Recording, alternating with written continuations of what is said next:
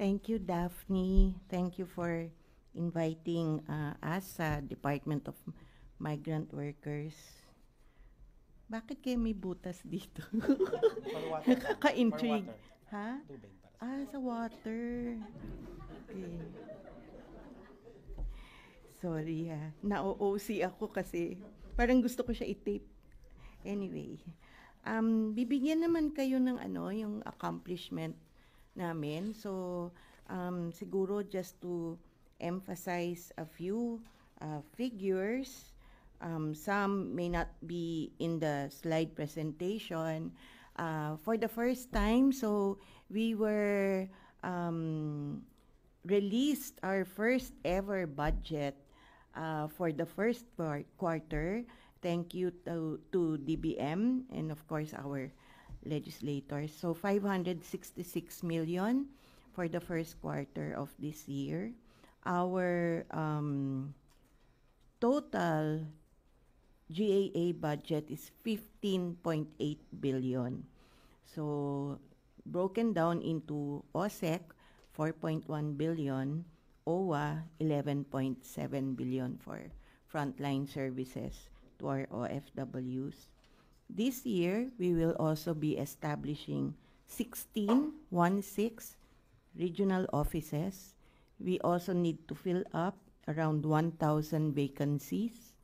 So doon po sa gustong magtrabaho sa Department of Migrant Workers, pakiabangan na lang po yung aming announcement ng vacancies which we will also need to clear and coordinate this information with the civil service. All right. We will also be adding 4 migrant workers offices. Offhand, we are looking at Bangkok, Thailand. We are also considering Guam and 2 more TBD to be declared because we are assessing the needs of our workers and we are looking at employability, foreign employment opportunities, the size of the OFW population, as well as welfare cases in those countries, vulnerability of our workers in those countries. So we have a criteria for choosing which countries or territories deserve or are in need. Siyempre, lahat of them are in need, no? But those that we will prioritize for this year. Okay? Coming soon, new rules for the land-based and sea-based workers with ease of doing business as one of the guideposts. Gusto sana namin yung rules na yon simplified and easy to read, hindi na kailangan ng abogado para maintindihan. Yung previous rules kasi, they were all published and they were all formulated under POEA. So ngayon, we have to come out with our own rules, which is why after this meeting, I have a dialogue with our recruitment agency owners to discuss this and other matters as well. All right, scholarships, 37,949 through OWA. These are the children of our OFWs. We are also emphasizing the need for socio-cultural and educational activities and support for children of OFWs based sa instruction ng ating presidente. So we for last year, we were able to provide such activities to 9,778 OFW children. We are in discussion with DepEd on how to develop in-school programs in support of OFW children. For example, support for textbooks, support for mental health, yung mga ganong klase. Our one of our key objectives is to increase the number of deployed OFWs for this year. Uh, from July to November of last year, 486,673 lang yung na-deploy natin. For the land-based, nasa 352,911. Sea-based, 219,869. The good news is that there are several emerging markets. We have invitations pending for bilateral labor talks with Romania, Hungary, and Portugal.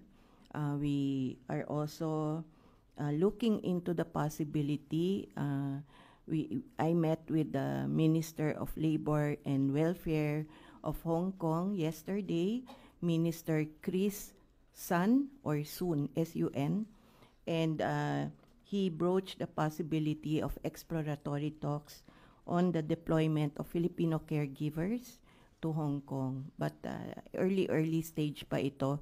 We need to send a team to Hong Kong to meet with his team as well. We are also closely working with the DOJ on illegal recruitment and human trafficking cases.